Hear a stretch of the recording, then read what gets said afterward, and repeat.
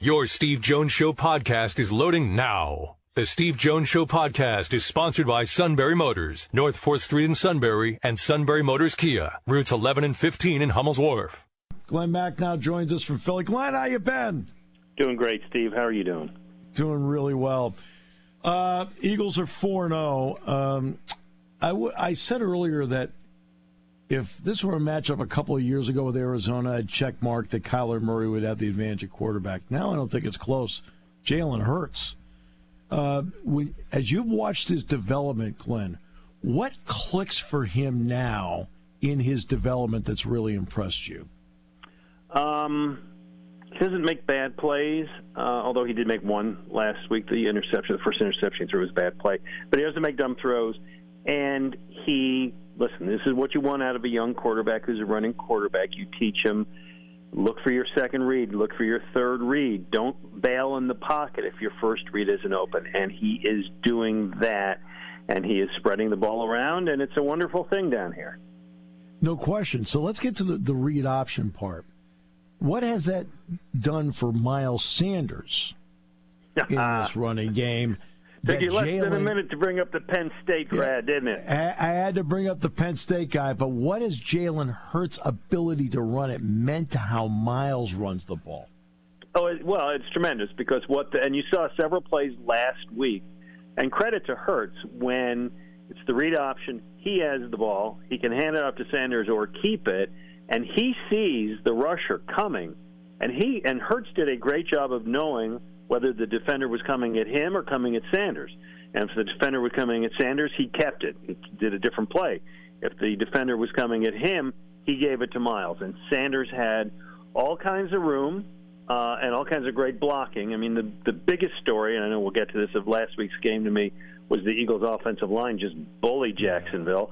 But credit to Sanders, too, because he found the seam, right? So he gets through kind of the first line, but then he made the moves and had the power to get through the second line into the third, and that's why he ended up with the best day of his career. We started to see the makings of this offensive line a year ago. What's even better about them now, Glenn? The depth. Listen, they lost two of their starting linemen in that game. Jordan Mailata went out early, left in the first quarter. Jordan Mailata is a terrific player for them, and then they lost Isaac Seumalo, the guard. So they lost two guys in the game. Jack Driscoll comes in at tackle and plays really well. Sua Opeta comes in at guard and plays well. They have the rookie Juergens, who's ready to come off the bench, might do it this week.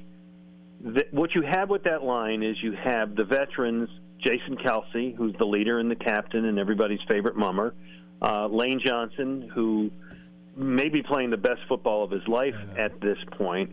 And then you got these kids in Dickerson, in Driscoll, Mailata's been around a while, but not starting that many years. And you just have this great blend of experience and youth and talent. What has Brown's presence meant for Smith on the other side? Well, listen, I think that's the best thing the Eagles have done in a long time. The Eagles invested. Let's talk about what they've invested in this position, right? In the receiver corps. So you have a second-round pick in Dallas Goedert. I think it was 2018 when they drafted him. You have the first-round pick last year in Devontae Smith, and then you trade a first-rounder this year for A.J. Brown. So you've invested a lot in that position. You go out and you sign Zach Pascal as kind of a inside guy, and Quez Watkins later as a speed guy, but A.J. Brown likes to say, in the third person, mind you, A.J. Brown is always open. And you know what? It's true. He is. He is always open. It's astounding. He's the best we've seen in this town since Terrell Owens. And what his presence does, of course, means that they can't double Devontae Smith, means that it opens the running game, means that Dallas Goedert is often against a linebacker as opposed to a safety, so he's always open. And I will give total credit to the Eagles general manager, Howie Roseman, because the axiom in this town, and I think a lot of places, was wide receivers aren't important. You don't invest in wide receivers. They're replaceable parts. And the Eagles did that for way too many years, other than Terrell Owens. They saw that how the league is moving. The Eagles, and I'll say, not that we want to discuss much, but the Dolphins did the same thing. If you look what they did last year, they drafted a wide receiver in the first round. This year, they go out and get the best available guy, right? Yep. Kansas City. And before Tua got hurt, they were really rolling as well. It's kind of a new direction, and it's working very well for the Eagles. Yeah, we just had Mike Gesicki on the show, and we talked about that very fact, how it's opened up the whole field for them. Now, let's flip it to the other side. We've talked about depth on the offensive line.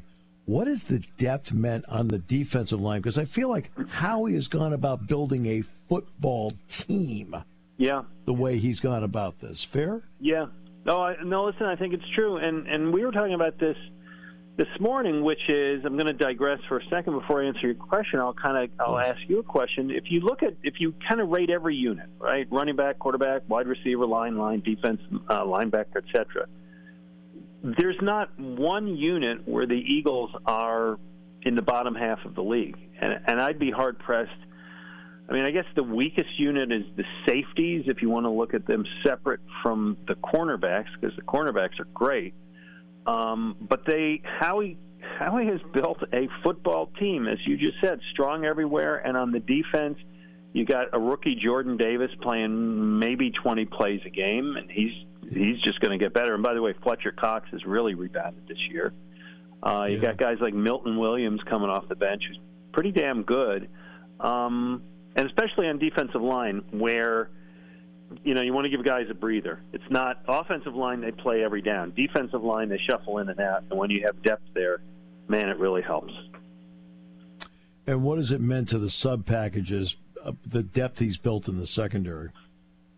Yeah, well, that too. Although now we've got some injuries there, so I want to see how that plays out. Avonte Maddox is hurt. I'm not sure how long he's going to be out. And Darius Slay left the game on Sunday. And gosh, Slay's been having just a great season.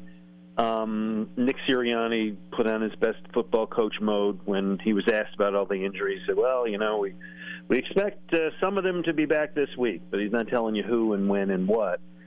So how does the depth help? The depth helps when you have Slay and Maddox out. Zach McPherson, who was a fourth-round pick last year, I think he can be pretty good. The one kid who looked shaky to me was the kid they traded for, Josiah Scott, who came in last week for Maddox, and he looked a little shaky. But they got Chauncey Gardner-Johnson in the offseason. He's good. They got James Bradbury from New York. Yeah. And by the way, I don't know how and why the Giants let this guy go. I guess I know why, which is they were up against the cap, which was bad cap management. But we don't talk about James Bradbury a lot, but he's been great. And his interception last Sunday really helped turn the game around when the Eagles were down. Yeah, Zach McPherson was here for 2 years before he transferred. That's right. In fact, his brother Josh, in fact, was one of my interns, as a matter of fact. By the way, very nice kid. Yeah, isn't he? He's a great kid, great family. Yeah, his brother's a great guy. So I have to ask you one curious aspect of this. I know Elliott got tagged really good on that play, but up like a possession. I don't call it a score. Up a possession. He elected to go for it on fourth down, right? Instead of kicking a field goal. Did you find that curious, and what was his response to it? I found it curious, but this is who Nick is. He went for it on fourth down 5 times in that game. Worked 3 of the 5. Got some scores out of that. That's just who he is. I kind of like it overall. Yeah, I can question 1 or 2 times, but this is his philosophy. He's not going to punt if he's between the 40s. I mean, if it's 4th and 8, he's going to punt, but if it's 4th and 3 between the 40s, he's going for it, and I admire that. If he's down in the red zone and he thinks he's got to make a 4th down rather than a field goal, go for a touchdown, he's going to do it. I will tell you, I think Elliott's. They were worried about Elliott. They were worried about him, but because to me, I have no problem with going for 4th downs, none, except when it comes to a time and score situation. Yeah, I got it. And in other words, how many possessions are left in the game? Yep. And that's the only reason why I question that one. Yeah, but I do again, and they're telling you nothing, right? It's football, but again, so it's and I'm like with you. they're I think guarding Elliott, state secrets. Yes, and I agree with you. I think that played into it. Elliott wasn't quite right, so let's just do this. Yeah, I think so. Yeah, I agree with you completely, Glenn. Hey, absolute pleasure. Thanks so much for your time, as always. Great insight. It's been a fun start, and they look pretty darn good. There you go. Only undefeated team in the league. Steve, anytime. Always my pleasure. Thank you, Glenn. Appreciate you. All right. You got it. Bye-bye.